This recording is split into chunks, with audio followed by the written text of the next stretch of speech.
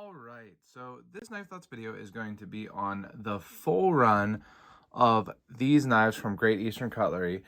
And these are the number 49 and number 94 knives. So these are two new patterns for 2022 here, but they are kind of reverse or mirror patterns. So they came out together at really the same time. And so I'm going to do them all as if it was one run, or rather just in one video here. Now I have this one out because this is the one that I have been carrying. I haven't honestly used it a whole lot since getting it and carrying it, but a little bit, but carrying since I got it. So this was the one that was out of the tube. But I wanted to do a video on all of these knives. Now, before we get into the video, as always, make sure you subscribe to the channel. You can click the bell and select all so you know when I post new videos. I have lots more videos on the way as always. And you can also check out my other social media at Knife Thoughts and my website, knifethoughts.com. But the first of these knives to come out were the Flag Acrylic versions. So I will put the blue camel bone one that I've been carrying away, and we'll look at these Flag Acrylic versions first. Now, these are mine. I did an unboxing on these, so you can check that out. I will put a link in the video here. But I got these from Knife Ship Free, so I was really happy with that because I had missed them at other places. I knew that these would, sell quickly like all other GECs, but because these are pretty unique, I thought they might sell even more quickly. Even normal GECs sell so quickly that there's not a big difference between normal and even more quickly. But I was able to get some from Knife Ship Free, so I'm really happy with that. And let's go ahead and take a look. Now, there's actually a mistake on these barcodes. So it calls them both the Liberty, and they are not actually both the Liberty pattern because it is technically two different patterns. Start with the 49 here. So the 49 is the sway back of the two patterns, and it has a sheet foot blade in this run. Now these came with pins, and you can see that the 49 is actually called the Freedom. So this has the PPP on the pin rather than on the blade, which I wanted to mention also because the PPP etch, which stands for Pattern Production Premier, or some combination of those words, it basically is put on knives that are the first example of that pattern. But that's not really always the case. Like a lot of things with GEC, it's a little bit, it's not cut and dry. And for whatever reason, they decided rather than putting it on the blade itself, which this is the first, use of this pattern, they put a Gadsden Don't Tread on Me on the back of the blade and put the PPP on the pin.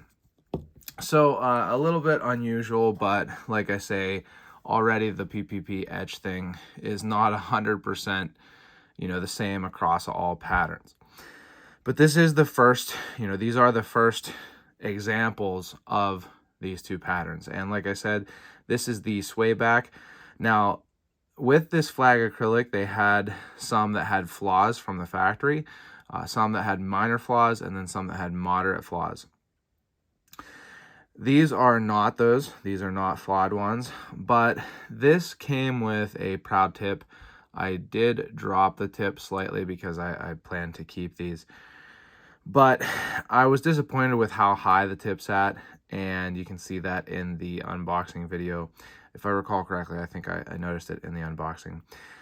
No huge issues. One of these has some unpolished area on the acrylic, which I had also on my lookout jack. But another thing that I found interesting about the 49 is that it was called the 49 instead of the 94, being that it's a sway back and it is relatively similar to the 93 pattern, which is a sway back, was used for the ram foot and the lamb foot.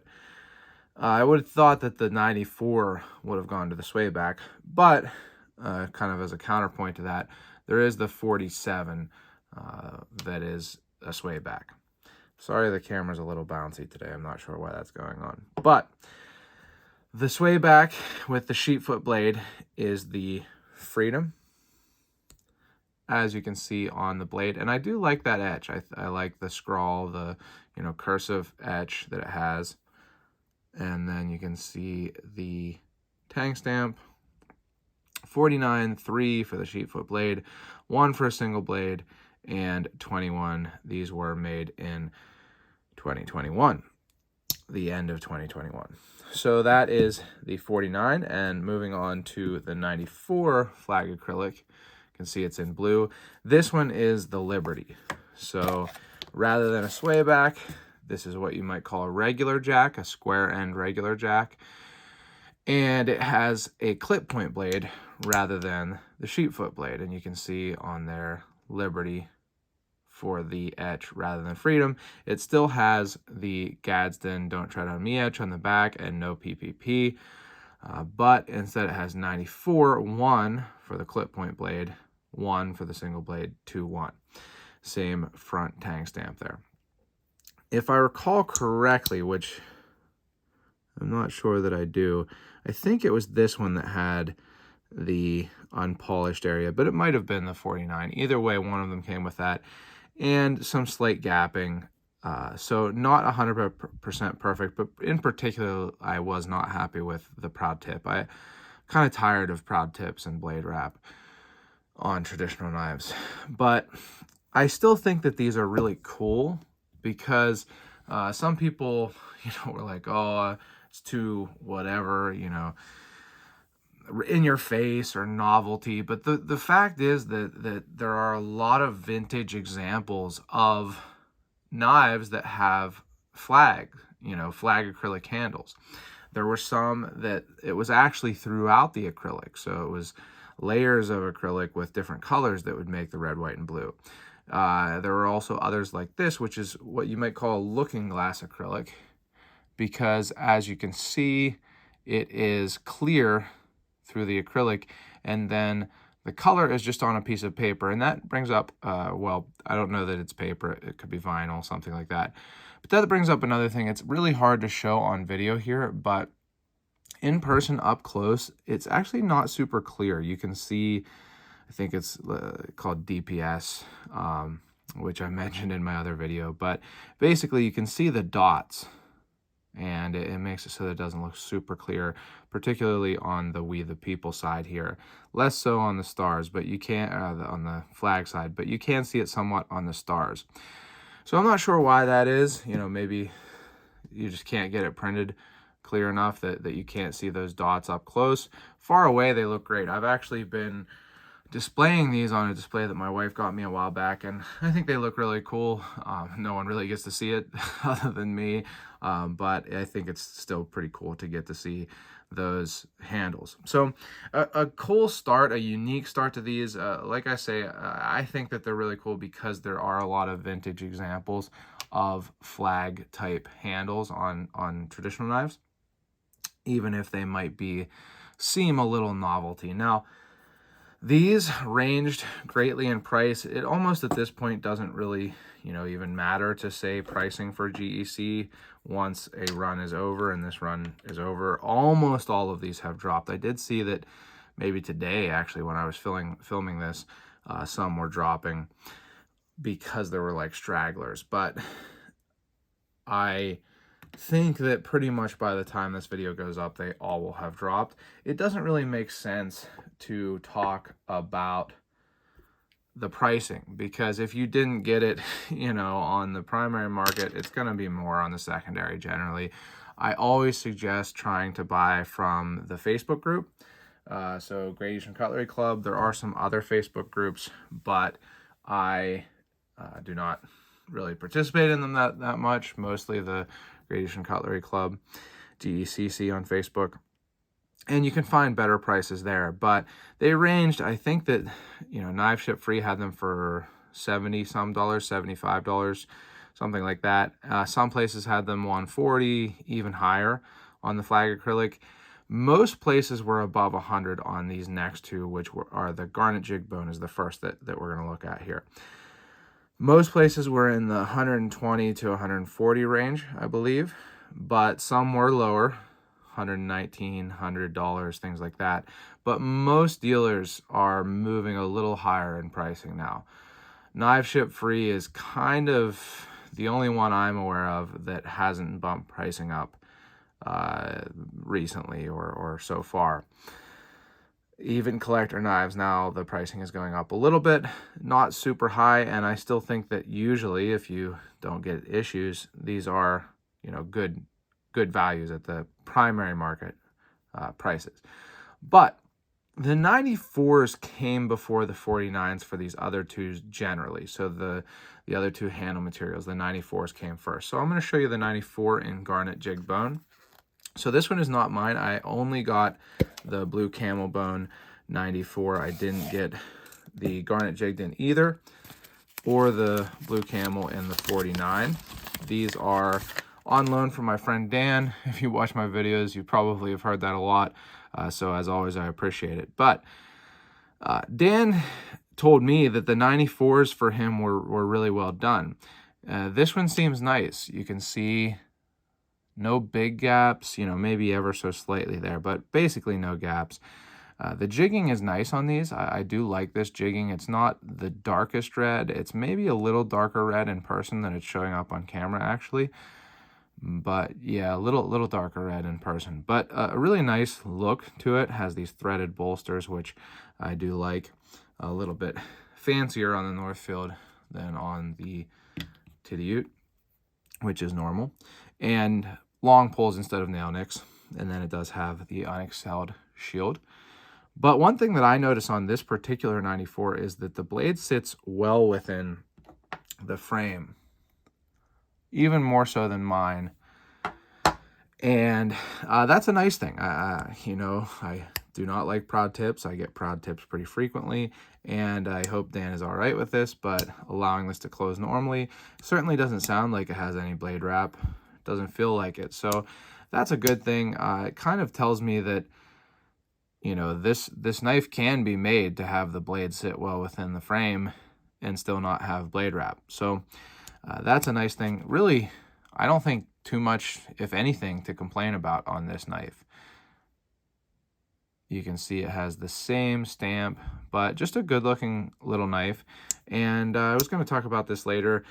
Might as well talk about it now since I mentioned that it's little. These are a smaller knife. While I'm talking about this, I'll bring up the 94 in the camel bone, which is the one I've been carrying.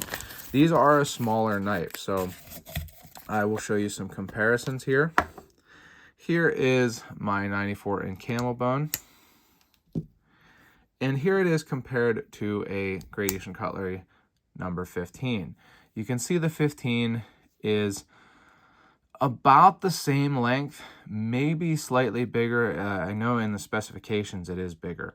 So the 15 is a little bit bigger. The 94 and 49 are maybe a little slimmer than the 15. The sheet foot blade on the 15, before I sharpened it a whole bunch, would certainly have been bigger than that on the 49. And then here is a case full-size trapper, which is going to be a lot bigger, as you can see. And then, just to give you a little modern perspective, a Benchmade 940, one of the classic EDC knives. Full review coming on that one. Actually, my third video on the 940. I still think I have something to say about it, kind of bringing my thoughts together and doing a better video, hopefully, than my previous two. But it is a smaller knife. Now, I did drop the kick on this one because I intended to carry it, and when I got it, the tip was relatively high. I also sharpened this knife, as in my experience, all GECs, it did not come with the best edge. It needed thinned out, and I did that. Now you can see that it has what is sometimes called the keyhole shield, sometimes called the cloud shield. Either way, I'm not always a big fan of this shield, but I think that it looks good on this knife because of the nice, simple, smooth blue camel bone handles. And I got a good, in my opinion, set of handle scales here. It was a wide variation of, you know, light to darker, Some of them had dyeing, you know, on one end of the knife versus the other. I guess mine does have that a little bit, but I'm happy with the color on mine. I actually really like the color. I've been carrying this literally every day since I got it, and it's easy to carry. Honestly, at this point, you know, a traditional knife is a backup knife for me. I carry them because I enjoy it, not because it's the most practical thing out there. You know, sorry if that upsets you, but I use my modern knives more frequently than I use my traditional knives. I carry the traditional knives because I like them, and being that this is a smaller knife, you know, it's been good for that. You can carry this in a watch pocket if you would like. I've mostly carried it in my back pocket, but you could, in at least the jeans that I have and the, you know, other pants that I have, fit this into a fifth pocket.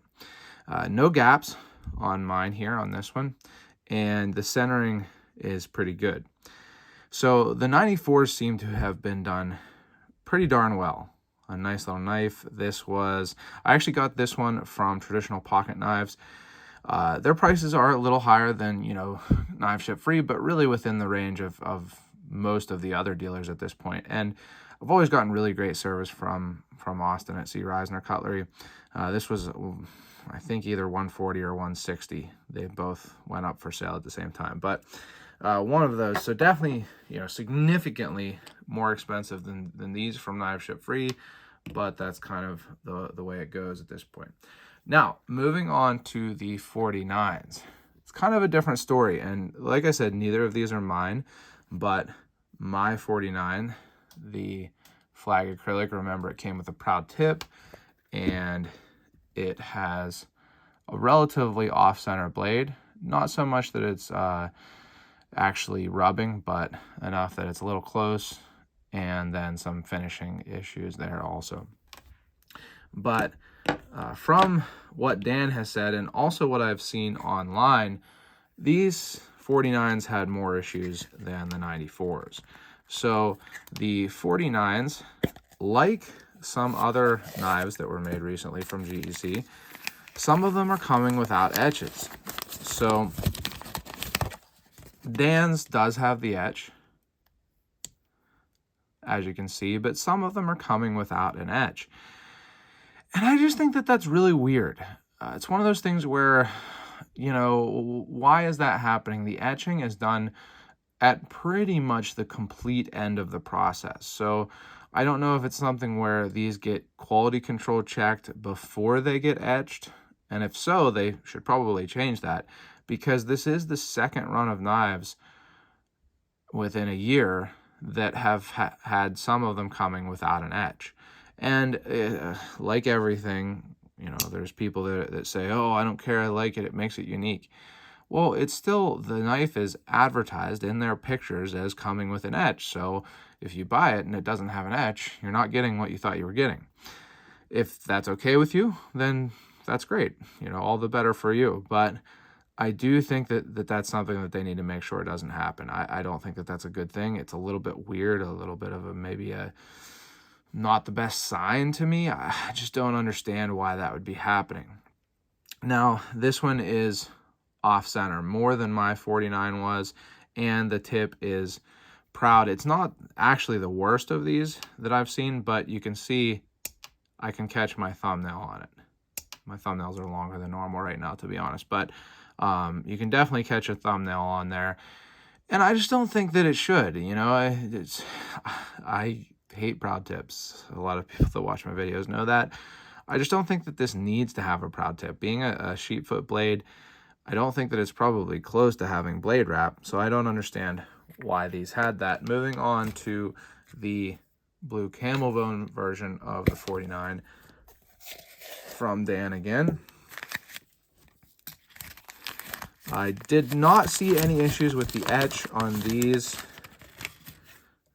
This one that Dan got has pretty nice dye, I would say. Nice line down the center there on both sides.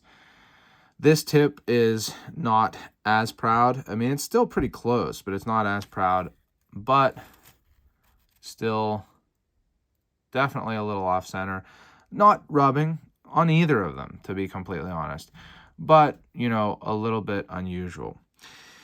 The action on these from what I've seen and heard, is good. I haven't seen anyone complaining about the action itself. So that's one thing that you know, it's good that there's not complaints about the action throughout GEC's history. Sometimes people have complained about the pull being too strong, and then they've complained about the pull being too weak, and then they've complained about one thing after another. So it's good that there hasn't really been any of that on these. So overall here, what did I do with that other? There it is. I wanted to set them all out so you could see them. Overall, it's a little bit of a mixed run, in my opinion. It's one of those things where they're still very good knives. They're still nice knives. They're still the best traditional knives being made right now. There's no question of that. But I just don't see why there needs to be, you know, so many flaws that you have to sell them as flawed knives, and, you know, coming off center and things like that GEC hasn't had, at least to this degree, in the past. So hopefully it's not a trend. Hopefully it's just, you know, it's a new pattern, kind of working things out on a new pattern and figuring it out. And also, you know, we are still in the midst of the pandemic. There's logistic challenges, there's, you know, staffing challenges, there's materials challenges. So hopefully it's all just that, and hopefully GEC is able to work through it. I certainly am still a big fan. I was hoping to stop in actually here this week, but didn't get a chance to. Hopefully I'll get to go up an ice fish nearby and then stop in and see what's going on. But hopefully it's not a trend, and it's just a kind of a fluke with all of that going on in the world. But I am still happy to have gotten these first three, because I've enjoyed carrying this. I think that it is a great knife to carry and use, as long as you don't mind having to sharpen it and maybe drop the kick when you get it. And these two are just cool. You know, I'm happy to have them in my collection and be able to show them off. And so that's kind of my thoughts on this run.